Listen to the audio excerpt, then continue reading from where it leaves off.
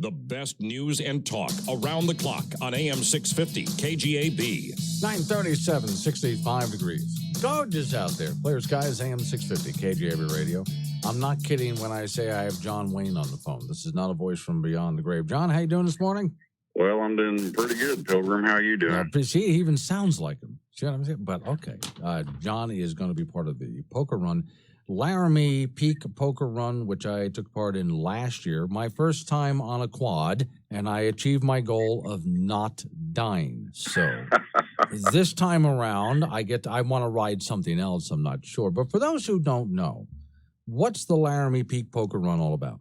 Well, it's a great time to get out and enjoy some good scenery and just have a good time with your friends and just ride the countryside and help the Laramie Peake Fire Department with its goal, with its raising its money. It's just a great time for everyone, and I'll be there this year. It's going to be a lot of fun. Yeah. Now, the Peak currently still has some snow up on top of it, which just makes it beautiful. It is one of the prettiest rides, and it's not just heading up the Peak. There's other trails that people are taking during the poker run, which takes them down by a river and out and around all the views. Now, I do know that that little fire department needs financial help. It's just a small community back there. This is how they raise the money to keep the firehouse going. And last summer, there was some fires out there. They were busy. Yeah, they need all the help they can get. It's a good cause. Anytime that people get together to do something like this, you can enjoy yourself. And while I'm there, you're going to be able to pick up a nice Western or a book on the Civil War. Yeah. And there's just a lot of things going on. By the way, I do know up in Gillette, Wyoming, there's another John Wayne up there. You guys got to have a get-together. Let's talk to people real quick about the kind of books that you write. What's the topic matter you like to cover? Well, the thing that I had discovered about 10 years ago was that no one had written anything about the orphans created by the Civil War. Mm-hmm. The Federals effectively buried the orphan problem because it was Reconstruction once the war was over, and we didn't have freedom of the press. They ordered the generals in charge not to allow the newspapers to write anything that had to do with an orphan problem. Mm-hmm. So consequently, when you go back and look at our history, there's nothing about it. It's just a blank. It's like a black hole. Okay. We don't fight a war and lose, 625 to 50,000 men and not have some orphans running around. How do you research that if there's not a whole lot for records? Well, everybody else writes about the battles and the men that fought them and what have you, and I write about the children that are just trying to survive the war and everybody trying to kill them. It's a different take on the Civil War. Did you get but that's what was going on at the time. Were you able to find some personal stories there that you were able to write about? I mean, firsthand experiences where someone maybe had written a journal, something like that? Absolutely, yeah. There's several of them, and one of the main ones is Captain Grimes, Confederate mail runner. He was Mark Twain's best friend during the Civil War, and he befriended an orphan from St. Louis named Bobby Loudon. And Bobby was quite adept at figuring things out. He developed something called a coal bomb and started blowing up boats on the Mississippi River. And it got a little crazy. And they ended up with quite a price on their head by the time the war was over. Wow. Okay. So, boy, there's some good action in this book. What is the name of the book we're talking about so people can look it up? Well, that particular book is Captain Grimes, Unreconstructed, and it's a trilogy. Part 2 will be out about this time next year, and Part 3 about the same time in 2020. Okay. That's a full trilogy, and it's based on the memoirs of Captain Grimes. But there were orphans all over the streets of St. Louis when the Civil War ended.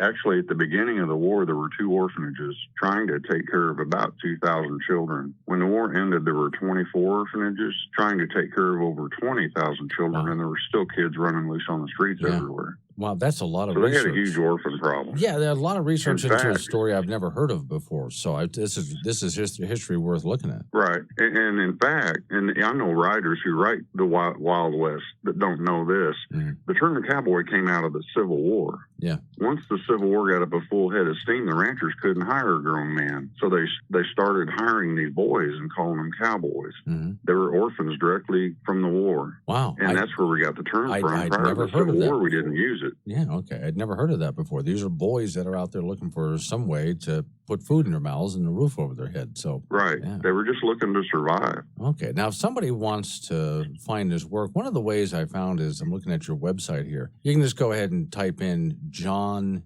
T. Wayne, johntwayne.com, and up comes your website. And there's articles, there's a shop there, there's a bookstore there. People can go ahead and buy books right there. John T. Wayne witnessing Governor Hutchins signing. What was that all about? What were you there for with the governor? Well, back in March, Governor Hutchison signed a bill to create True Grit Highway from Dardanelle to Fort Smith. Okay. And I was there for it. In fact, August 10th, which is a Saturday, I'm going to christen the highway with my 1960 Thunderbird. Mm-hmm. We're just going to make a run to Fort Smith and back from Dardanelle. Okay. All right. And in fact, there's even here, and I think this is pretty good on your website, if people would like to book you, they can go ahead and have you show up, which is a good idea for them to meet you here at the Poker Run. And there's a whole list of books that what books are you going to bring? Going to bring them all or just certain ones? Well, I've got all 6 of them with me, ready to go. And I'll be leaving out. I'll be probably leaving out Sunday sometime so that I get there on time, because I just have to put them all in the back of my war wagon, as I call it. There you go. It's an old Suburban, and I just take it everywhere. You do sort of have that John Wayne look too. So are you going to be riding up with us, or are you just going to be sitting there signing books and talking to people?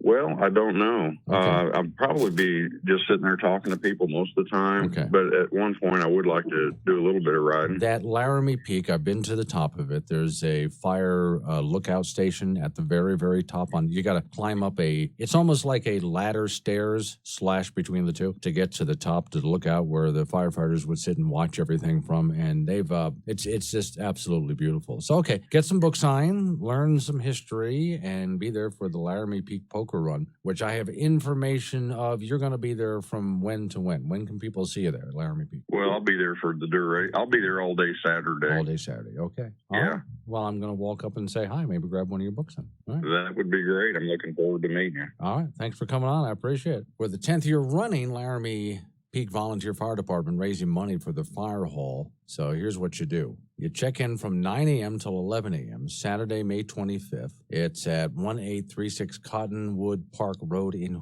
Wheatland. You can go to our website at KGAB.com and just type in Laramie Peak Poker Run. It is a good time. $40 to get in. Food is served. Cash prize is awarded. Ride anything pretty much that you want to ride. I even got a phone number there where you can call for more information. So that's coming up real soon. Hope to see you there.